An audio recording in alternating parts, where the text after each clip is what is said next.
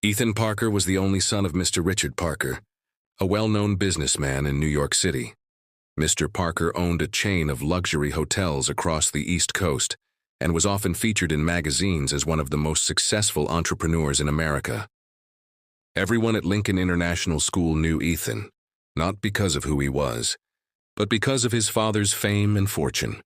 Ethan studied in grade 10 and was known for his sharp mind, stylish clothes, and expensive gadgets. Every morning, a black limousine dropped him off in front of the school gate. His classmates often whispered, "There goes the billionaire's son." Some admired him, while others secretly envied him. But Ethan didn't enjoy the attention. Deep inside, he wanted people to see him as Ethan, not as Mr. Parker's son. Though Ethan was bright, he sometimes lacked focus. He got good grades but didn't truly challenge himself. His best friend Noah Reed often told him, "You have everything, Ethan, but maybe you need to earn something on your own." Those words stayed with him. One morning, during the school assembly, Principal Ms. Anderson made an announcement that changed everything.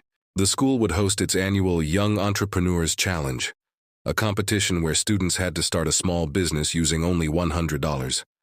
The project aimed to teach financial responsibility, teamwork, and creativity. Everyone turned to Ethan. "You'll win this easily," one student joked. "Business is in your DNA." Ethan laughed politely but felt uncomfortable. He didn't want to win because of his father's legacy. He wanted to win because of his own ability.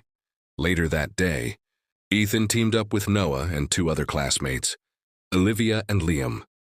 They met after school to brainstorm ideas. Some wanted to sell lemonade or handmade jewelry, while others thought about organizing a small food stall. But Olivia came up with a fresh idea. "What if we start a school store, a place that sells items made by students, for students?" Everyone loved the concept. They decided to sell customized notebooks, keychains, eco-friendly pens, and tote bags with motivational quotes. Their business would promote creativity and sustainability, all within their small $100 budget. Ethan took charge of finances, Noah handled promotions, Olivia managed design, and Liam oversaw materials. Ethan's first instinct was to ask his father for extra money, but he stopped himself. He wanted this to be 100% student-driven, so the group collected old notebooks, cardboard, and art supplies from other students and recycled them into creative products. On their first day of sales, almost no one showed up. A few students laughed, whispering, "Why would the rich kids sell notebooks?" Ethan felt embarrassed, but Noah reminded him, "Let's keep going. Every big business starts small." The next day, they created posters, used social media to advertise, and offered free name tags with every purchase. Slowly, things began to change. Students started buying. Teachers began recommending the store, and soon, the line outside their small stall grew longer each day.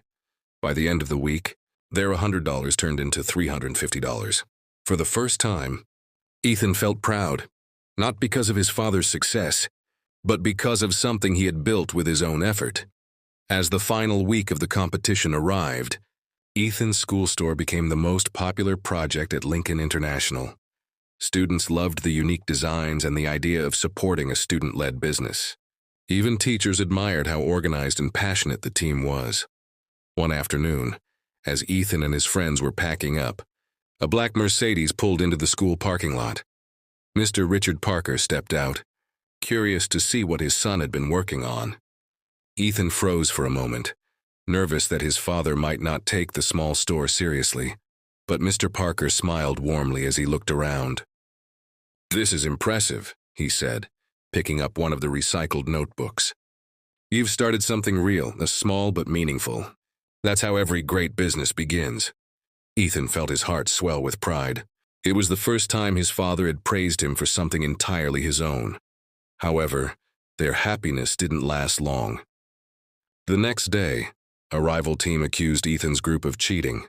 They claimed that Ethan had secretly used his father's money to fund the store. Rumors spread quickly, and soon even teachers began questioning them. Ethan was devastated. He had worked so hard to prove himself, and now people were doubting his honesty again.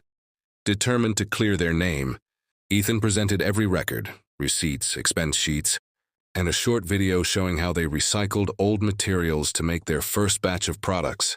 The judges reviewed the evidence and confirmed that Ethan's team had followed every rule. The rumor was false.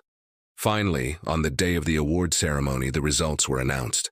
Ethan's team won first place for creativity, sustainability, and teamwork. The entire auditorium erupted in applause. This time, people weren't cheering for the businessman's son. They were cheering for Ethan Parker, the student who earned success with integrity. As Ethan accepted the trophy, he said in his speech, after the competition, Ethan decided to keep the school store running as a non-profit project.